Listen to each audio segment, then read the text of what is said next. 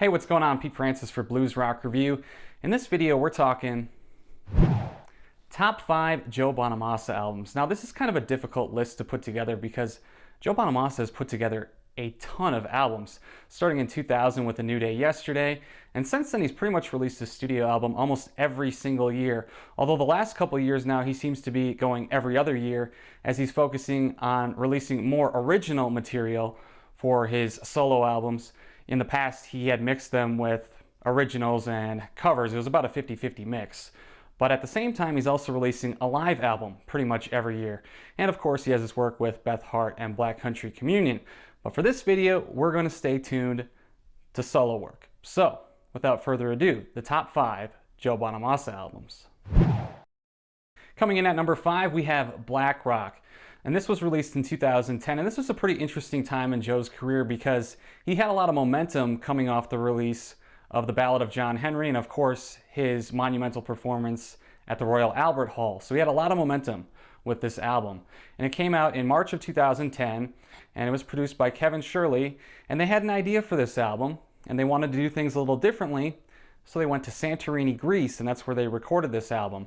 And this is kind of more of a world type of album. And there's a lot of standout tracks on here. Blue and Evil is a really memorable track from Black Rock. It starts out as this kind of acoustic piece, but then it gets into this hard-hitting electric Led Zeppelin style riff rocker, and it's just a great track. Also, B.B. King made an appearance on this album with Nightlife. He had a duet with Bonamassa on the album. Great track. So this was kind of an album that was mixed with covers, mixed with originals, and definitely one of Joe's strongest albums. Coming in at number 4, we have 2007 Sloe Gin. And Sloe Gin was only the second Joe Bonamassa album produced by Kevin Shirley. And obviously, this album will be remembered for the title track. And the title track, Sloe Gin, is a Tim Curry cover. And Tim Curry did this song back in the 70s. And then Joe Bonamassa put his spin on it about 30 years later.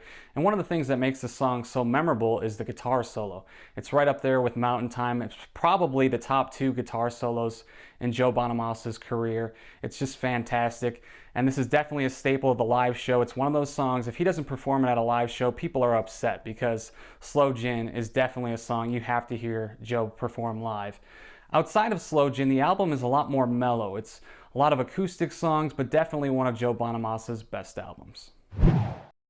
Coming in at number 3, we've got Driving Towards the Daylight, which is a pretty appropriate title for this stage of Joe Bonamassa's career because he'd been grinding it out for years, gig by gig, and you could really see Joe Bonamassa literally driving towards the daylight at this stage of his career. His career was really taking off.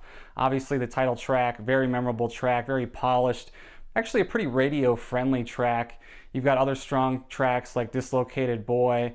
That was definitely a great rock song. You've got Heavenly Soul, which is kind of an underrated track in my opinion. It's got a great riff, and it was definitely kind of a different style than what Joe had done up to that point. But overall, from start to finish, great album. Coming in at number 2, we have Live from the Royal Albert Hall, which was released in 2009. And at this stage of Joe Bonamassa's career, this was undoubtedly the crowning achievement for him. This has pretty much all the songs that you would want on the album. It's essentially a greatest hits at the time. You've got Mountain Time, you've got Sloe Gin, you got the Ballad of John Henry, you got Just Got Paid, which is a big time live staple. Plus, you've got Further On Up the Road featuring Eric Clapton, which obviously was a huge deal for Joe Bonamassa.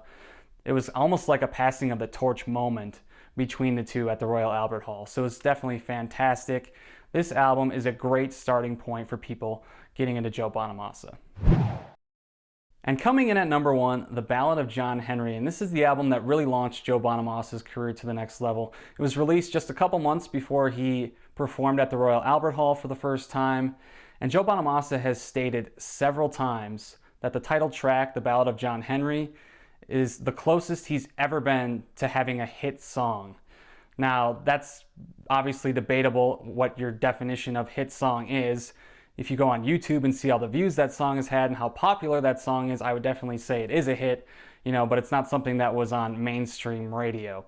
But you've got the Ballad of John Henry, which has a fantastic riff, but there's a lot of other really strong songs on there. You've got Lonesome Road Blues, you've got Stop, you've got Happier Times, the list goes on. If somebody asked me which Joe Bonamassa album you should start with if you've never heard his music before, I would say listen to the Ballad of John Henry.